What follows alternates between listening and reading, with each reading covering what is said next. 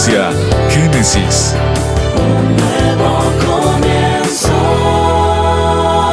Bienvenidos.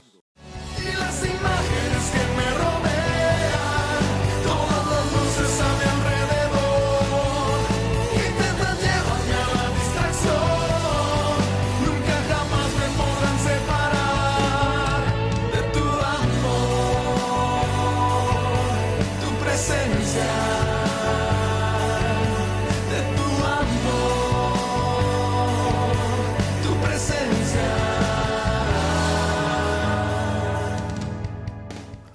Escribe al ángel de la iglesia en Éfeso, el que tiene las 7 estrellas en su diestra, el que anda en medio de los 7 candeleros de oro, dice esto: Yo conozco tus obras y tu arduo trabajo y paciencia, y que no puedes soportar a los malos, y has probado a los que se dicen ser apóstoles y no lo son, y los has hallado mentirosos. Y has sufrido, y has tenido paciencia, y has trabajado arduamente por amor de mi nombre, y no has desmayado. Pero tengo contra ti que has dejado tu primer amor. Recuerda, por tanto, de dónde has caído, y arrepiéntete, y haz las primeras obras, pues si no, vendré pronto a ti, y quitaré tu candelero de su lugar, si no te hubieses arrepentido. Pero tienes esto, que aborreces las obras de los nicolaitas, las cuales yo también aborrezco. El que tiene oído, oiga lo que el Espíritu dice a las iglesias. El que venciere, le daré a comer del árbol de la vida, el cual está en medio del paraíso de Dios. Bien, apreciables amados y amigos, una vez más estamos aquí para seguir trabajando con este maravilloso libro, Mapa de los Cristianos, el Gran Apocalipsis. Y en esta ocasión vamos a enfocarnos en el principio del capítulo 2. Jesucristo ahora sí le va a dictar a Juan, después de un majestuoso capítulo 1, donde él presenta en su gloria sus ojos de fuego y esa manifestación magna. Ahora Jesús comienza a Juan dictarle cómo empieza su juicio sobre toda su creación. Lo interesante, amados míos, es que tenemos a Jesús iniciando su gran juicio final primero en casa, y es con su iglesia. Rápidamente le digo que tendremos 7 cartas a 7 iglesias que fueron elegidas de las cientos de iglesias, congregaciones que ya existían en Asia Menor. Escoge a 7 que manifestaban los elementos claves de las actitudes que la iglesia manifestará durante el resto de las épocas hasta el último día. Los toma como un solo sermón y obviamente las presenta para recordar lo que está bien y lo que está mal y lo que él va a desechar. En esta ocasión, Jesucristo interesantemente empieza con la iglesia de Éfeso. En el capítulo 2, del versículo 1 al versículo 7, presenta la primera carta en el escenario. Es muy importante que antes de que entremos en el bosquejito de esta gran carta, permítame decirle que Éfeso, desde el principio, desde su nombre, significa deseo ardiente. Y esta iglesia pues fue fundada ya de cuando Juan está escribiendo, el apóstol Juan está escribiendo esta parte de la carta. La iglesia ya tiene 40 años de nacida, de fundada en la ciudad de Éfeso. Rápidamente recordamos que fue fundada por el apóstol Pablo, en ayuda con Apolos también, que participó. Pablo fue el pastor de la iglesia, dejó también a Timoteo, que fue pastor de la iglesia de Éfeso, y finalmente la historia menciona que el apóstol Juan, después de que sale de Patmos, va a dar y que incluso predica en la iglesia de Éfeso, y tenemos quizá la gran posibilidad de que entregó la carta dirigida por Jesucristo. Pero de todos los problemas que pudiese tener esa ciudad, quizá una de las más principales era precisamente el nivel y el tipo de idolatría con la que ellos vivían. El centro de ellos tenía el templo grande de Diana, de los Efesios, y lamentablemente era un templo que se rodeaba de muchísimos prostíbulos manejados por sacerdotisas para actos de nivel inmoral supremos. que eran precisamente maneras de adorar a la diosa Afrodita. Esto le daba mucha fuerza a la economía, etcétera, etcétera. Bueno, ahí se funda la iglesia de Jesucristo, comienzan a trabajar. Ya para este punto, vuelvo a repetir, la iglesia tiene como 40 años de existencia. Jesucristo le manda una carta a Éfeso. Y rápidamente, amados míos, sin meternos tanto a los detalles, mencionamos que es Apocalipsis a cuadro grande. Vemos ahora el bosquejo de esta increíble carta. En primer lugar, nos debe llamar la atención cómo en el versículo 1 Jesucristo abre la carta y primero nos presenta a quién va dirigido. Póngale atención, se lo manda al ángel de la iglesia en Éfeso, le manda la carta al pastor. No se lo manda a la junta de la iglesia, no se lo manda a la congregación, no se lo manda a los ancianos, lo manda directamente a su pastor. ¿Por qué? Porque es el que transmite concienzudamente lo que el Espíritu de Dios le da para la dirección de la iglesia. Jesucristo se presenta, va dirigido al pastor y lo dice quien tiene las 7 estrellas en su mano derecha. Es algo hermoso, porque comienzan las 7 cartas, Jesucristo marcando primero el papel importante del pastor como mensajero de él hacia la congregación. Recuerden que en el número 7 veíamos en el video anterior que el 7 es un total, es una absoluta. Entonces está hablando de la figura del pastor, la figura de la congregación con los candeleros. Y en la presentación Jesucristo vuelve a retomarlo del capítulo 1. Soy el que tiene a las 7 estrellas en su mano derecha. ¿Por qué tiene al pastor en su mano derecha? Jesucristo sabe que el pastor, como mensajero oficial de él, va a ser atacado muy severamente por Satanás. Y por eso él lo protege con su fuerza, con lo que representa su mano derecha. Por otro lado, la palabra estrella es muy interesante, porque es un elemento de brillo. Y él presenta al pastor como el elemento que hace que brille. La persona que hace que se disipe la oscuridad con el contenido que trae. Entonces, cuando Jesucristo le da el mensaje al pastor, el pastor lleva la luz de la palabra de Dios que brilla y hace que la oscuridad se disipe. Dice también que Jesús anda caminando en medio de los candeleros, amados míos, en medio de la iglesia.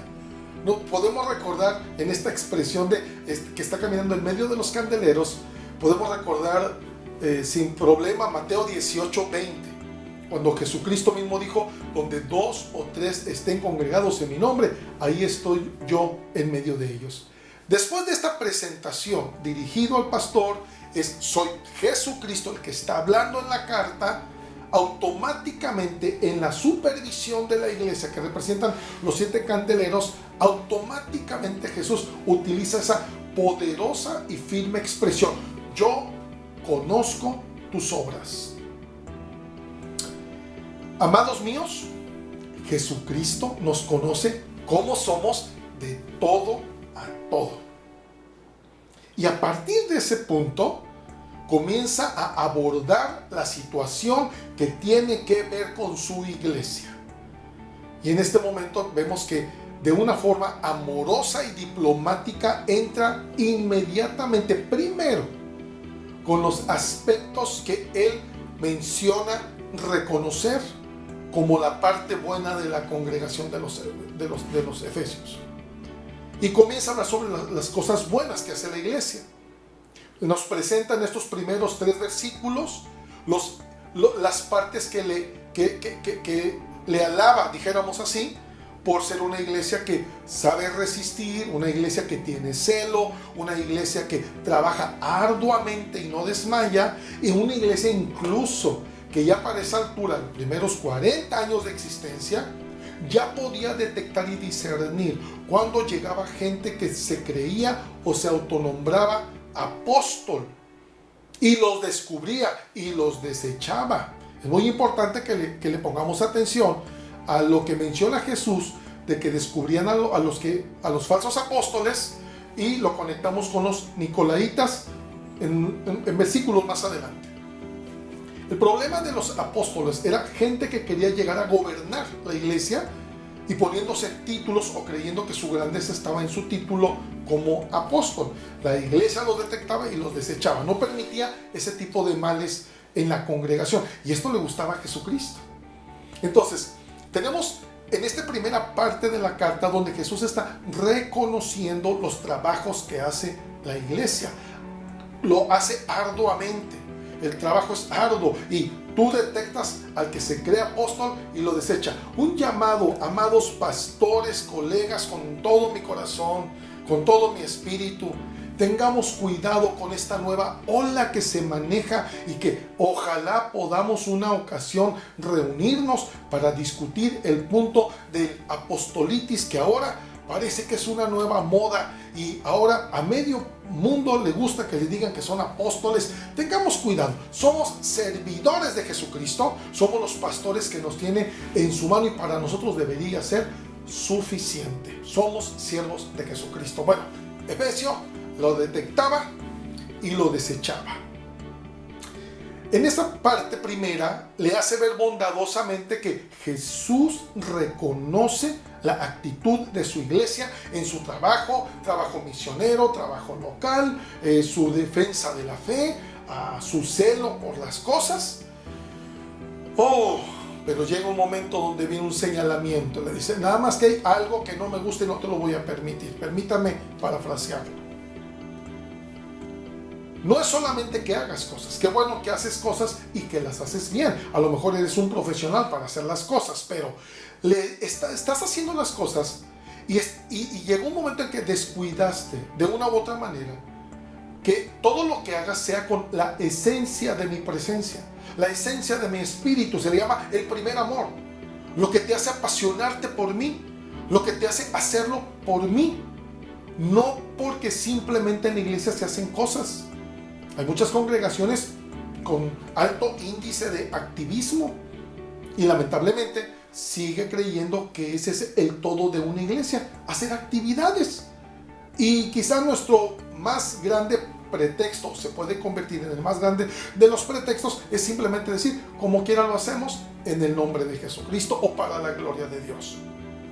No olvidemos, amada congregación, Jesucristo está supervisando y nos debe de preocupar altamente cuál es a final de cuentas el criterio de Jesús sobre lo que hacemos como congregación, porque somos su iglesia.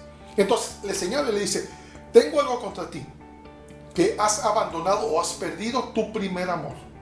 Ya no estás haciendo las cosas con la esencia espiritual que necesitas hacerlo. Sé que lo haces y lo haces a nivel profesional y lo haces engrandecer, pero no lleva mi toque. No lleva mi toque donde lo estás haciendo por amor a mí. Amados, hay congregaciones que cuando pierden su primer amor, o cristianos que cuando pierden su primer amor, ya las cosas por más bien y por más grandiosas que lo hagan, simplemente lo hacen por un quehacer o por un hábito. Ya no es porque está pensando en la proyección del extendimiento del reino de los cielos. Ya no es por una pasión al Señor Jesús. Pero ahorita permítame un poquito, vamos a brincar este pedacito sobre el primer amor y permítame irnos al versículo 7 cuando habla sobre un aplauso. Y Jesucristo les brinda un aplauso, dijéramos así, cuando les dice, pero tengo algo que te tengo que reconocer. Tú también aborreces a lo que son la secta de los Nicolaitas. Hablar de Jesús aborreciendo, hermanos míos, es una palabra muy fuerte. Es una palabra muy fuerte, es una expresión muy fuerte, porque es un no lo quiero cerca de mí. No lo quiero cerca de mí. Es aborrecible. ¿Sabe que es un sinónimo en el Antiguo Testamento de cuando el Señor habla sobre la abominación? Me es abominación, por ejemplo, la idolatría. En nuestro contexto, la palabra abominación del Antiguo Testamento tranquilamente la podemos traducir con la palabra asquerosidad. Me es asqueroso, abominable, no quiero que esté cerca de mí. La palabra que Jesús utiliza para el movimiento nicolaita es me es detestable, porque lo aborrezco. Y es como un aplauso porque la iglesia había logrado no abrazar el movimiento nicolaita. ¿Qué es esto? Los nicolaitas en sí no es una secta de grupo de personas que tuvieron que ver en la historia y en la época del contexto de la iglesia primitiva. Realmente no existe en la historia datos que haya habido un movimiento de un Nicolás que haya trascendido y haya afectado a las iglesias de Cristo, no. Realmente nos vamos directamente, recuerde la simbología, las figuras y los números en Apocalipsis. Recuerde que son figuras altamente importantes porque son caminos cortos para decirnos cosas muy grandes de lo que significan cada una de ellas. En el caso de Nicolaos, es la palabra Nico está compuesta, viene siendo la palabra de gobernar, de dirigir, y Laos, pueblo. Está hablando, amados míos, del sistema de liderazgo implantado meramente humano dentro de una iglesia. Las jerarquías, los cleros, el liderazgo piramidal y todo eso que hace a un lado la verdadera dirección de la iglesia de Jesucristo. Por ejemplo, es muy importante ver que desde el papel del pastor, Jesucristo marca en 1 de Pedro capítulo 5, versículo 2 al 4, claramente qué es lo que él espera del pastor que está en su mano derecha y al que le está dirigiendo las cartas. Vea lo que dice 1 de Pedro capítulo 5, versículo del 2 al 4. Apacentad la grey de Dios que está entre vosotros, cuidando de ella, no por fuerza, sino voluntariamente, no por ganancia deshonesta, sino con ánimo pronto, no como teniendo señorío sobre los que están a vuestro cuidado, sino siendo ejemplos de la grey. Y cuando aparezca el príncipe de los pastores, vosotros recibiréis la corona incorruptible de gloria. Posteriormente, vemos que el Señor tiene una manera de dirigir a su iglesia a través de su Santo Espíritu. Él nos quiere dependiendo de Él, dependiendo de la guianza del Espíritu de Dios. Y tenemos un ejemplo con el libro de Mateo capítulo 20, del versículo 20 al 28. Lo digo así rápidamente. Cuando la madre de los hijos de Zebedeo, de Santiago y de Juan llegan con Jesús y le hace una petición que hace que se enoje el resto de los 10 de los apóstoles, el resto de los discípulos. Y viene y le dice: Señor, cuando vengas en tu reino, por favor, te suplico que mis hijos, mis bebés, uno esté de un lado y otro del otro lado. Y acá están aquellos muchachitos ya acomodados, y Jesús los acerca y los confronta, ¿verdad? ¿Acaso ustedes, lo digo rápido, ustedes son capaces de absorber y de tomar el lugar del sacrificio como lo voy a hacer yo, beber la copa y ser bautizados con el nivel de sacrificio? Y ellos le dicen: sí podemos, ni siquiera saben lo que están diciendo. Y Jesús le dice: bueno, señores, sí lo van a tomar, sí se van a sacrificar por mí, pero lo que ustedes están pidiendo, eso solamente mi Padre es el que lo decide. Del versículo 25 al 28, Jesucristo hace una declaración después de que en el 24 los demás discípulos se enojaron muchos con sus camaradas. Y Jesucristo les dice de la siguiente manera, Mateo 20, 25 al 28. Entonces Jesús, llamándolos, dijo: Sabéis que los gobernantes de las naciones se enseñorean de ellas, y los que son grandes ejercen sobre ellas potestad. Mas entre vosotros no será así, sino que el que quiera hacerse grande entre vosotros será vuestro servidor, y el que quiera ser el primero entre vosotros será vuestro siervo. Como el Hijo del Hombre no vino para ser servido, sino para servir, y para dar su vida en rescate por muchos.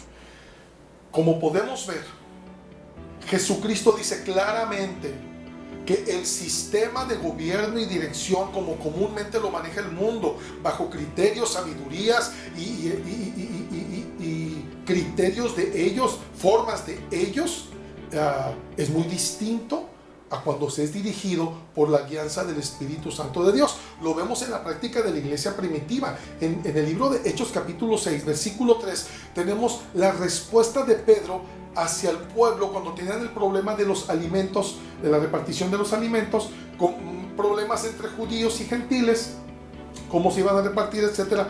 Y Pedro automáticamente dice: a ver, vamos a poner gente encargada que pueda organizar esto pero los requisitos que requerimos de estas personas debe ser, número 1, que tengan buen testimonio.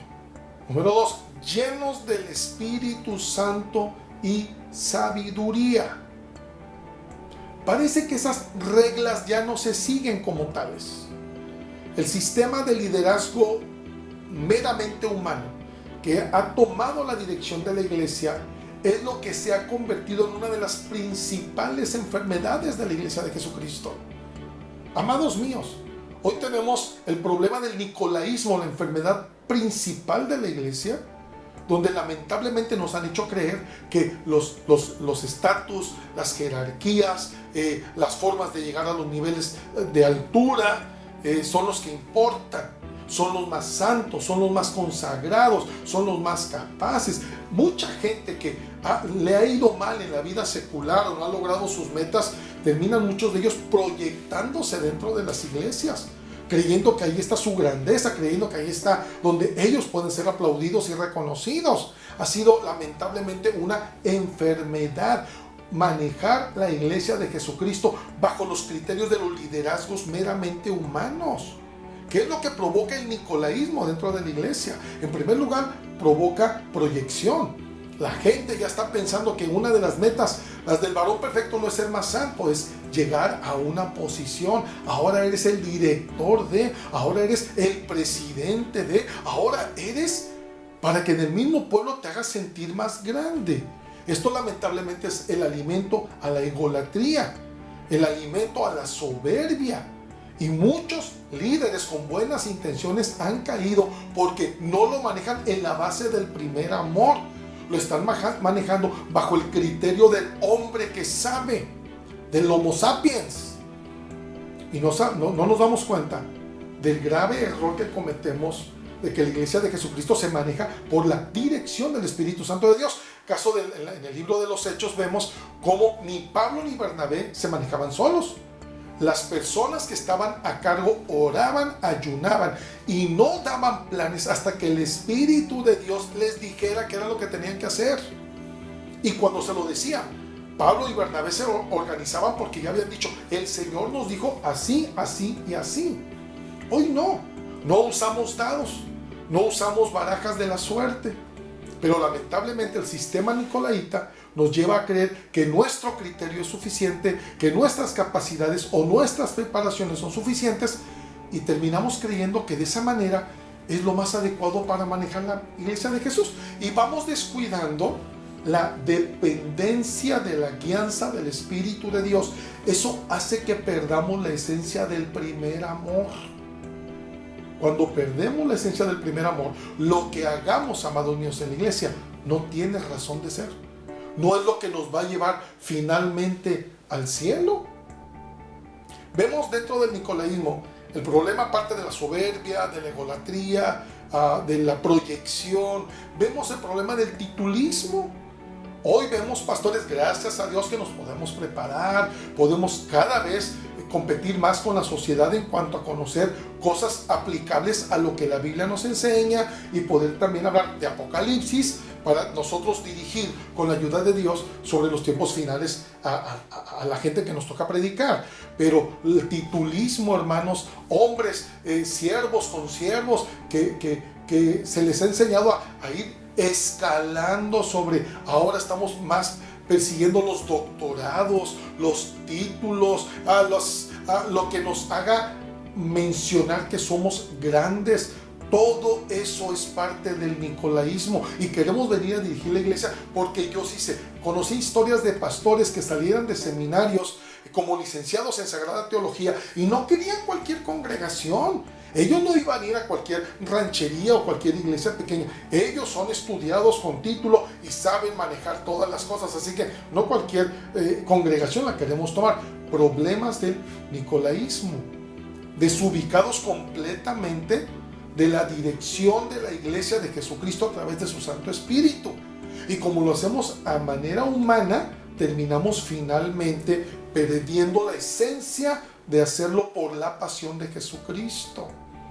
Y comenzamos a ver todas las catástrofes, iglesias destruidas y que queremos echar la culpa por todas las razones, cuando el nicolaísmo, la mala dirección, la mala forma de dirigir y los criterios, que no estoy diciendo que sea malo el criterio humano, es cuando no estamos usando el criterio de Dios. Y cuando usamos nuestro criterio humano para decir, es el criterio de Dios, hermanos, son pecados muy serios, muy serios. La Biblia le llama nicolaísmo. Y Dios lo aborrece. Porque le hacemos creer a la gente que estamos siendo guiados por Dios cuando estamos tomando decisiones bajo nuestros propios criterios. Y nos creemos sabios en nuestra propia prudencia. Y entonces, iglesias son destruidas. Congregaciones molidas. Es que el pecado fue y el pecado de aquel. No, a veces la pésima y mala dirección del nicolaísmo en una obra que es espiritual termina destruyéndola.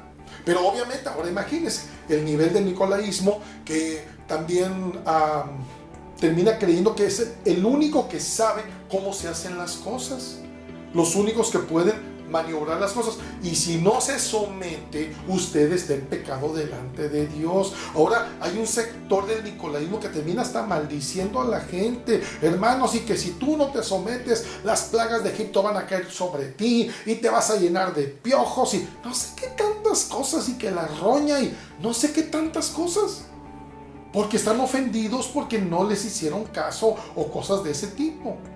Y terminan maldiciendo a la gente que no se somete a ellos, o que creen que si no está con ellos ya están perdidos para siempre.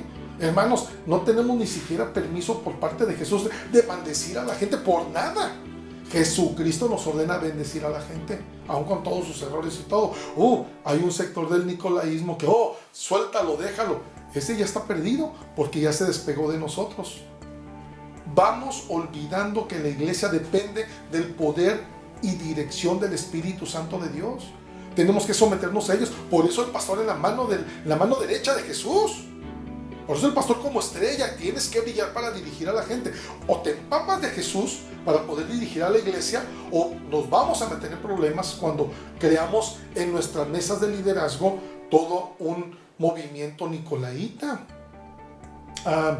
Lamentablemente vemos muchos movimientos eclesiásticos, denominaciones completas que le apuestan mucho a estar llene la cabeza a la gente sobre el liderazgo. Tú puedes, levántate. Esa forma de tratar de que llegue a metas de liderazgos, porque eso es lo mayor, lo más grande. Tú puedes. ¿Y dónde está la enseñanza del siervo? ¿Dónde está la enseñanza del humilde? El que tenemos que lavarle los pies a los discípulos como lo hizo Jesucristo. El poder bajarnos. Es increíble que en los parámetros de Jesús sobre la grandeza, Él dice que el más humilde es el más grande en el reino de los cielos. No estoy hablando ni criticando en contra de que nos preparemos los pastores. Dios nos libre de no estarnos preparando día con día. Pero cuidado con la titulitis. El creer que yo soy grande porque ahora soy doctor en Sagrada Teología, ahora yo soy el máster fulano de tal, ahora yo leo 1000 libros, ahora cuidado, hermanos míos, con todo eso. El mismo apóstol Pablo, yo no sé cuántos de ustedes nos podamos atrever a compararnos en conocimiento y experiencia con el apóstol Pablo. ¿Cuántos podríamos atrevernos cuando el apóstol Pablo dice que todo lo que él sabe y todo lo que él hace, comparado con la grandeza y dirección del Espíritu Santo de Dios con Jesucristo, simplemente es basura delante de su presencia? Déjame le comento. En la iglesia tenemos un grupo de servidores, que son los que me ayudan a tomar decisiones y ver la panorámica de la congregación. En la última junta les comentaba y les decía que el trabajo que hacemos como iglesia nunca debemos olvidar que es el trabajo espiritual. Es un trabajo del cielo. Por lo tanto, necesitamos depender de Dios por sobre todas las cosas. Era muy importante, les dije, amados hermanos, tenemos que ejercitarnos en el espíritu, porque usted y yo tenemos que ser más espirituales cada día para ejercer el trabajo de liderazgo de la mejor manera, la manera de Dios. Usted tiene que leer más las Sagradas Escrituras. Usted tiene que conocer más de Jesucristo. Usted tiene que buscar más la dirección de Dios. No una junta de chismosos, de peleoneros, de que se están dividiendo, alguno está hablando mal del otro. Porque eso sucede en muchas congregaciones, lamentablemente. Y decimos, ¿por qué el tipo de problemas? Por la forma en la que hemos implantado que va a dirigir a la congregación. Y el nicolaísmo está bien asentado en las iglesias. Hoy en día, el nicolaísmo es un rey, amo y señor de muchas congregaciones. Por eso se diluyen, por eso no crecen, por eso no pasa nada extraordinario, amados míos. Porque obviamente de una otra manera Dios reclama, acuérdese que Él está caminando en medio de su iglesia. Y le comentaba a mi grupo, señores, tenemos que ponernos las pilas y tenemos que buscar de Dios y cuidar esto, porque lo que estamos trabajando es un trabajo espiritual. No es un asunto de mero de nuestros criterios. Déjenme buscar el rostro de Dios. Seamos dirigidos por ellos. Entonces, nicolaísmo, amados míos, es algo que Dios aborrece, detesta, porque hace que pierda la brújula la iglesia en su dirección y dependencia del Espíritu Santo de Dios. Usted puede recordar, por ejemplo, el apóstol Pablo, ¿no? En el libro de los Gálatas, capítulo 2, cuando se atreve a confrontar a Pedro. Pedro es en ese tiempo el líder principal de la iglesia primitiva. Y el apóstol Pablo tendrá algunos 14 años de convertido, ya entrando al escenario del ministerio, y Pablo lo confronta en público. Y Pablo lo exhorta como siervos maduros, como siervos que saben por qué están diciendo las cosas. En ningún momento me dice la Biblia que Dios tomó como pecado la actitud de Pablo. Pedro es el líder de la iglesia primitiva, pero ve el corte y el formato de líder. Y Pablo lo confronta y Pablo le dice, deja de estar haciendo lo que estás haciendo, que está mal. Esa imagen que estás vendiendo entre los gentiles y los de la circuncisión. Y en ningún momento tengo, hermanos míos, en las Sagradas Escrituras, en ninguna parte tengo a un Pedro que haya hecho enemigo a Pablo de su vida, o que esté hablando de Pablo mal, o que esté diciendo, ese Pablo se cree mucho, mira. No, eran líderes espirituales. De antemano recuerde, cada iglesia que vamos a estar viendo en estas 7 iglesias, estas 7 cartas, cada iglesia representa un periodo de la historia de la iglesia en la humanidad. Simplemente Éfeso nos va a enseñar que su periodo, que es el más corto de las 7 iglesias, es el periodo del derramamiento del Espíritu Santo al año 64, en la persecución de Nerón. Es el periodo más corto de todas las demás iglesias, hasta nuestros días. Es el periodo más corto, 31 años. Y en ese periodo corto que representa la iglesia de Éfeso, hermanos míos, tenemos, número 1, la cimentación preciosa de la base de la iglesia de Jesucristo. Número 2, tenemos las manifestaciones poderosas de los apóstoles autorizados por Jesús. La mano poderosa de ellos. Número 3, tenemos casi toda la escritura del Nuevo Testamento que puede dirigir nuestros principios doctrinales hasta el día de hoy. Esto fue lo que provocó el primer periodo de la iglesia, representado con la primera carta, que es los Efesios. Y tenemos un cuerpo de liderazgo que se peleaba contra la gente que quería distorsionar la iglesia. Pablo, Pedro se enfrentan. En ningún momento tengo un Pedro que se hizo enemigo de Pablo. Eran hombres santos que tenían que enfrentar su orgullo, su soberbia, lo que ustedes quieran, bajo la ley del Espíritu, y se levantaban y siguieron siendo y terminaron siendo grandes hombres en las Sagradas Escrituras. Porque no se manejaban bajo un nicolaísmo que lo sentenciaba, que le decía, si yo no te doy permiso, tú no lo puedes hacer. Cuidado, hermanos míos. Si usted lo conecta esto precisamente con la falta del primer amor, si usted lo conecta con los supuestos que se creían apóstoles, usted va a ver que la iglesia tiene una confrontación seria con esto, pero el peor de los problemas era, a través de ese ambiente no le pusiste atención y fuiste perdiendo la esencia del primer amor.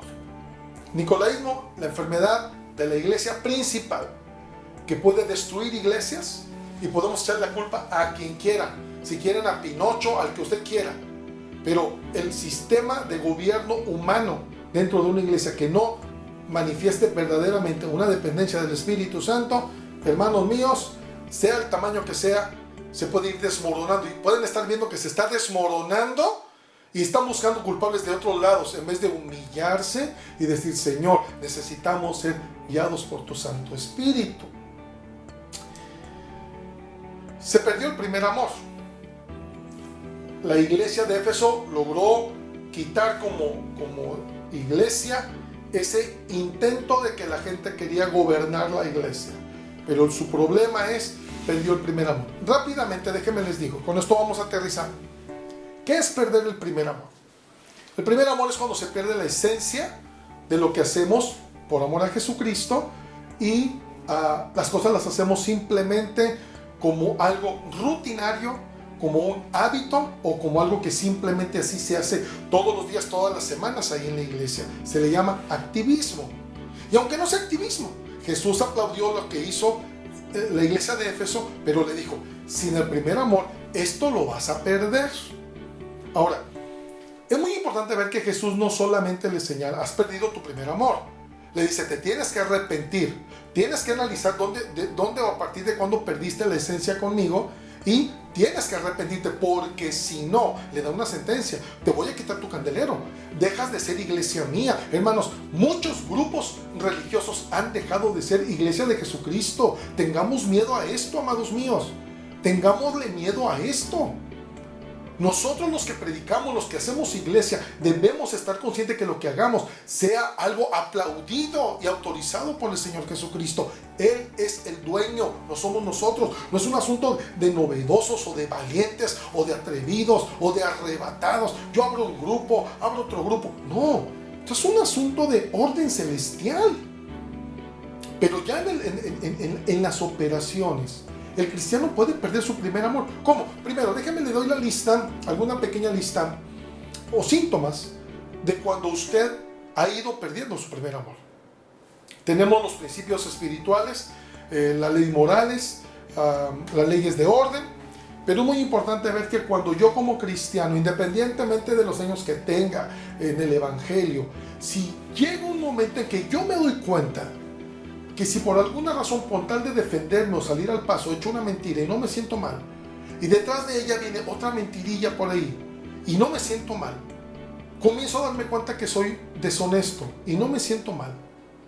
Comienzo a darme cuenta que si alguien me hace un agravio, me molesto, pero dejo ese agravio ganchado y comienzo a dejar que mi alma se empiece a enfermar y comienzo a maquinar venganza y comienzo a maquinar ira sobre la persona. Ya tengo problemas. Si comienzo a ser una persona que empiezo a aceptar lo chueco y no me siento mal, si soy una persona que he dejado de leer la Biblia y no me siento mal por mi ignorancia bíblica, porque no me interesa meterme en las Sagradas Escrituras, si soy una persona que no me siento mal porque no me hinco, no me pongo a orar, no conecto mi espíritu con el Señor, si soy una persona que ya no voy a la iglesia o voy cuando yo tenga ganas y si me gusta y yo veré dónde voy y no me siento mal, si soy una persona que tengo problemas para aportar con mi ofrenda, con mis diezmos, aunque otro sector se enoje, y yo quiero honrar a Dios y dejo de honrar a Dios con mis bienes también y no me siento mal, he perdido mi primer amor. Y creemos que todo está bien, que todo es normal. Es que así soy. Y creemos que Dios nos tiene que tolerar y soportar, y ni modo, como quiera, tú ya me salvaste, yo me voy al cielo. Jesucristo le dice claramente un condicional a la iglesia de Éfeso: estás trabajando bien, haces cosas buenas, pero tienes que hacerlo en esencia. Y si tú pierdes la esencia y no te preocupa y así te quedas, todo lo que tú hiciste no vale para nada y te voy a quitar el que eres la iglesia de Jesucristo.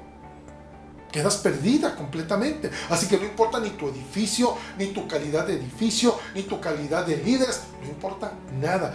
Tú no te arrepientes de esa manera de cómo se debe manejar la iglesia mía, y yo te desecho de mí como iglesia. Vuelvo a repetir, no podemos negar, muchas iglesias han dejado de ser iglesias de Jesús. Muchas iglesias fueron pulverizadas por las circunstancias, sin darnos cuenta que el nicolaísmo y la falta de amor no atendida diluyó simplemente lo que fue la iglesia de Jesucristo. Esa sintomatología es muy común, me pasó a mí, amados míos. Yo recuerdo rápidamente, les digo, cuando recibí el llamamiento al pastorado fue a los 15 años y yo me volvía loco de alegría y de gozo cuando el Señor me llamó al ministerio, y un día les platicaré a detalle ese hermoso llamamiento. Llegué a casa después de aquel campamento, se lo dije a mis padres, se lo dije al pastor, a la congregación: yo voy a ser pastor un día. Todo era una alegría, yo flotaba, yo quería servir a Dios de todas las maneras habidas y por haber. Fue hermoso. Luego comienzo a crecer, entro a la preparatoria, me meto a hacer un poquito de deporte en el fútbol americano, conozco otro tipo de chicos, de chicas, otros ambientes, y comienzo a darme cuenta que ya empezaba nuevamente yo a tomar cosas que no eran adecuadas, aunque mi padre desde niño nos llevó a la iglesia, nos enseñó los principios y valores. Yo ya comenzaba a pegarme con chicos que, bueno, fúmate un cigarro, aunque yo me pusiera todo morado, pero ahí estaba yo con el cigarro, nunca supe fumar, gracias a Dios, y ahí estoy todo morado, o que vente a tomar, o que vente, vamos a hacer escondidas del padre. Ya no me sentía mal. Si llegaba y echaba una mentira, ya no me sentía mal. O cuando empezaba la deshonestidad, parecía que ya no pasaba a mayores. Mi padre, desde que éramos niños, nos enseñó la importancia de estar en la casa de Dios, la importancia de ofrendar, la importancia de diezmar. Desde niño nos enseñó mi padre eso. A leer la escritura, a servir al Señor en la iglesia, nos lo enseñó desde niños. A mí no me soltó. Me llevaba llorando a la iglesia cuando era niño, y él me decía: no me preocupa que no sepas, porque no sabes lo que estoy haciendo contigo. Pero llegó una edad en la que, aún con toda la enjundia de cristianismo y aún con un llamamiento pastoral, llegó un tope terrible que, sin darme cuenta, yo ya me estaba inmiscuyendo en la vida secular sin problema. Pero déjeme le digo, todavía iba a la iglesia, y como quiera yo cargaba mi Biblia. Y luego llegaron esa famosa época de los cargos: ahora eres el presidente de jóvenes, ahora eres el maestro de escuela dominical, el pastor me pone a predicar, ahora eres predicador también de la iglesia. Y lo hacía, me gustaba hacerlo, pero yo ya había perdido mi primer amor. Cuando comencé a notar que a la gente no le entusiasmaba lo que a mí me entusiasmaba cuando fui llamado, cuando la gente no veía las cosas tan grandiosas como yo las veía cuando fui llamado, poco a poco eso se fue apagando y yo lo dejé, hermanos. Perdí mi primer amor, lo tuve que reconocer. Rápidamente le digo, llegó un momento tal en que el enfriamiento me llevó a incluso desear no ser pastor nunca. El Señor movió las cosas. Entro al instituto bíblico y automáticamente se da la orden de que yo tengo que atender una misión en una colonia muy pesadita en aquellos años, muy pesadita en Monterrey, donde era una zona sin pavimento, muchas aguas negras, sin luz mercurial, mucha drogadicción, muchísima prostitución. Era una de las zonas principales de la prostitución en la ciudad de Monterrey. La drogadicción, los muchachitos se drogaban a toda hora en la calle. Era un asunto desastroso. Se convierte el hermano Alfredo Chávez, un alcohólico que trabajaba en vender marcos. Me mandan a darle discipulado a un compañero y a mí. Yo le llevo el discipulado, y este hombre, cuando llegaba, decía: ya llegaste, hermano Raúl Gómez. Claro que sí, vamos a empezar con la clase de Biblia. Iba, sacaba una cervezota grandota del refrigerador, bajaba de encima del refrigerador su Biblia, se sentaba, le daba un largo trago a la caguama, la bajaba, se secaba con el brazo y decía: estoy listo, abramos la Biblia, ¿de qué me va a enseñar hoy? Mi compañero dijo: yo me voy, ahí nos vemos, ahí quédate con ese hombre que no se ha convertido. Yo le di el discipulado. Alfredo Chávez se convirtió y vino el Espíritu de Dios y revolucionó a aquel hombre y lo levantó de una manera tal que comenzó a atraer a los pies de Cristo pura gente alcohólica, pura gente drogadicta, gente mala de su trabajo. Pastor, hermano Raúl, ahora se convirtió fulano tal, hermano Raúl, traje a la fulana tal, y empezaba. Llegó un momento en que aquella casa se llenó de gente. Y teníamos servicios de culto increíble. Era a las 7 de la noche los martes. Yo llegaba en punto de las 7 y ya estaba el grupo cantando, tocando alabanzas con las guitarras y me decían, hermano Raúl, ya tenemos 2 horas aquí alabando el nombre de Cristo. Se levantaban dando unos testimonios extraordinarios. Déjame le digo que solamente en ese año, con el ministerio de Alfredo Chávez, toda la gente que llegó nueva a la congregación donde yo asistía, el 90% prácticamente los llevó Alfredo Chávez de la misión de su casa. Era una pasión y me volvieron a contagiar y Dios me agarró casi así de aquí, de mi rostro, de la patilla, y me dice, ahora entiendes qué es ser cristiano. Yo tuve que caer de rodillas, tuve que llorar, tuve que pedir perdón y decirle, Padre, yo necesito volver a mi primer amor. Necesito volverme a conectar con usted. Necesito volver a empaparme de usted para que todo lo que haga vaya con esa pasión de su espíritu. Déjeme le comento que mis más grandes errores, mis más grandes pecados cometidos como cristiano y como ministro han sido cuando he descuidado el primer amor. Es catastrófico. Y por eso Jesús le dice a la carta a la iglesia de los Efesios, yo no te voy a permitir que simplemente hagas cuando ni cuenta te has dado que ya perdiste la esencia. Termino con 2 cosas. Hace unos días fui a impermeabilizar una parte del techo del templo que es de lámina, porque ya vienen hay una información de que vienen aguas fuertes. Y compré un material de chapopote, porque es un derivado del petróleo. Es un producto que mancha mucho, ensucia mucho, es muy negro. Me preparé con ropa de la que usted quiera para trabajar y con lentes oscuros y cachucha y todo me cubrí. Y yo estuve planeando cómo hacerlo para no mancharme tanto. Hermanos, por más que me cuidara, ese producto, por más que le tuviera cuidado, una gota, una mancha hace otra. Todo lo que yo tocaba lo manchaba. Todo. Después me di cuenta, mi cachucha estaba sucia, mis lentes estaban sucios. Según yo me limpiaba y me tomaba los lentes, me quitaba los lentes y cuando menos me di cuenta estaban manchados también. Todo se manchaba.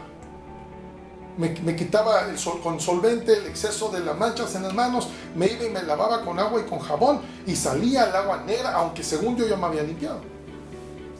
Tuve que desechar la ropa que usé, los tenis que usé los tuve que tirar, porque todo lo manchaba. Donde yo me sentaba, donde yo tocaba, todo lo manchaba.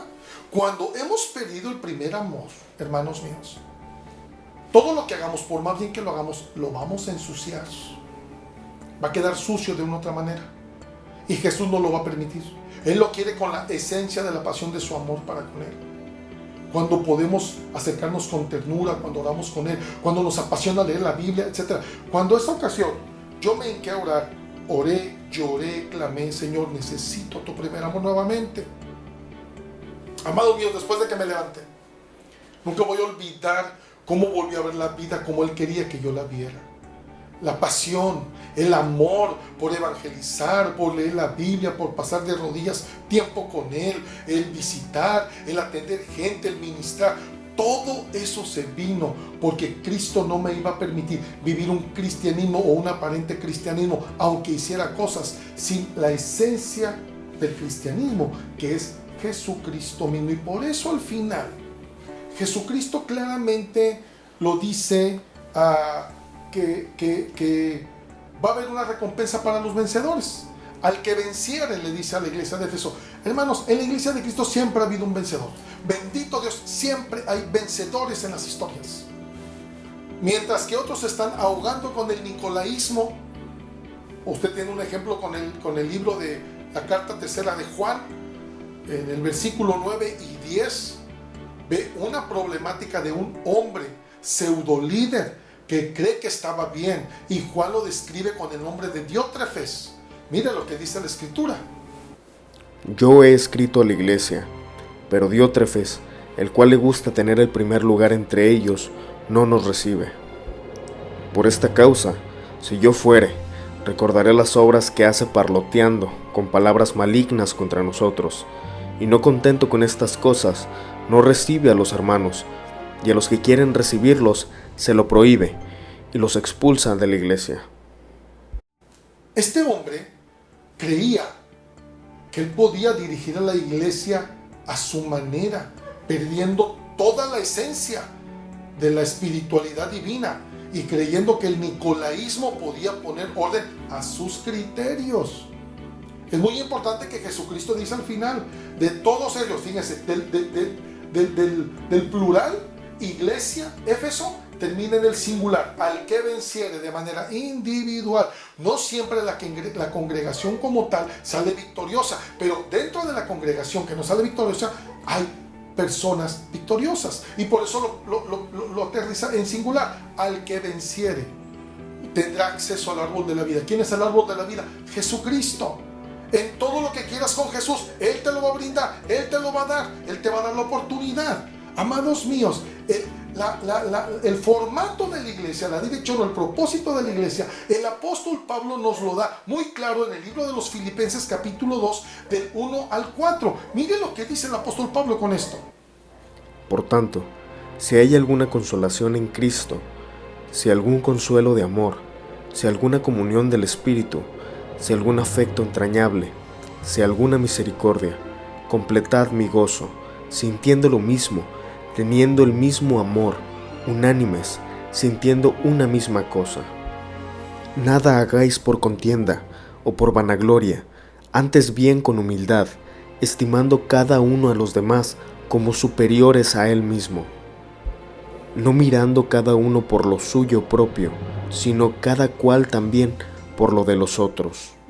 Después de estos 4 versículos, donde el apóstol Pablo habla claramente sobre la esencia de la actitud de la iglesia de Jesucristo, es cuando nos presenta el hermoso cántico para cerrar con broche de oro, el cántico del versículo 5 al versículo 11 de haya pues en vosotros este mismo sentir que hubo también en Cristo Jesús.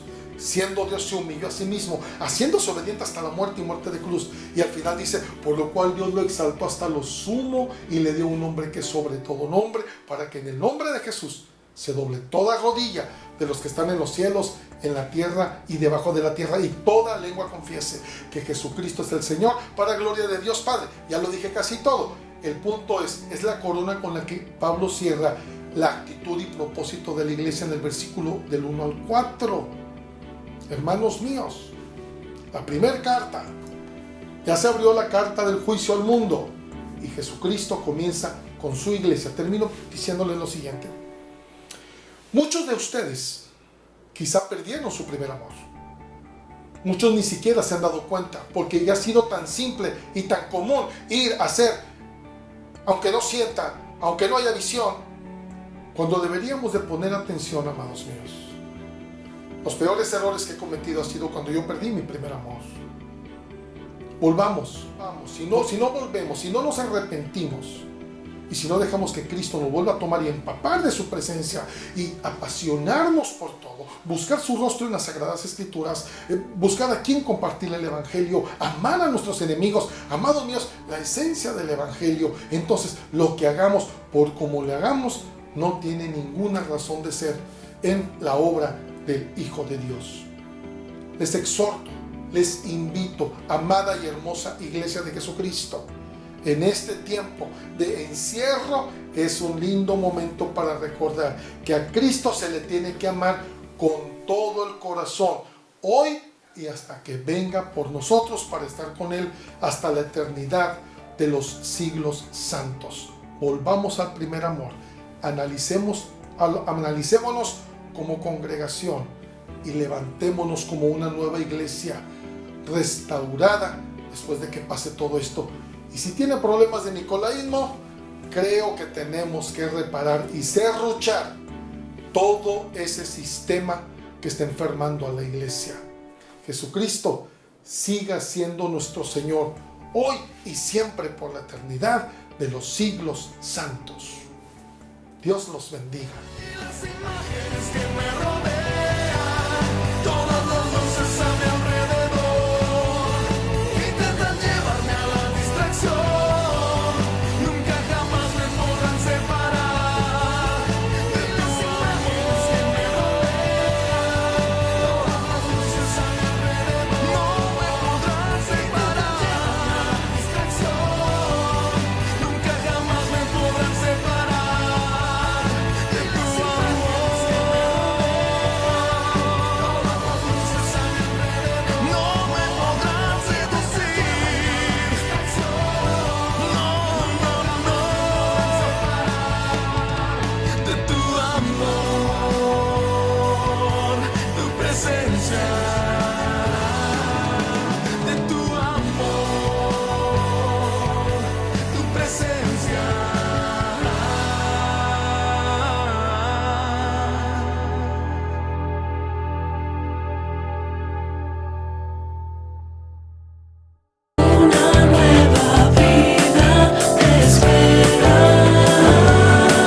Iglesia Génesis.